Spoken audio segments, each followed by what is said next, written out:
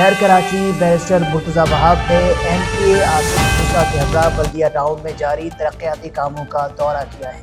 دورے کے دوران انہوں نے علاقے میں جاری ترقیاتی کاموں کا تفصیلی جائزہ لیا۔ اس موقع پر میئر کراچی نے Swat colony timber market road پر جاری روڈ لیولنگ اور کارپیٹنگ کے کام کا جائزہ لیا اور کنسٹرکشن کمپنی کے عملے کو ہدایت کی کہ ترقیاتی منصوبوں میں معیاری مٹیریل کا استعمال یقینی بنایا جائے اور تعمیری معیار پر کسی قسم کا سمجھوتہ نہ کیا جائے۔ چیئرمین ہیں ٹاؤن چیئرمین ہمارے کریم آسکانی صاحب ہیں، آصف موسیٰ صاحب ہمارے MP ہیں، لیاقت آسکانی صاحب ہمارے ڈسٹرکٹ کے صدر ہیں۔ جب یہاں آتے بلکہ شریف بھائی ہمارے کونسلر ہیں آ کے، تو جب ہم آتے ہیں وہ ہمیشہ اپنے عوام کے مسائل ہمارے سامنے اجاگر کرتے ہیں۔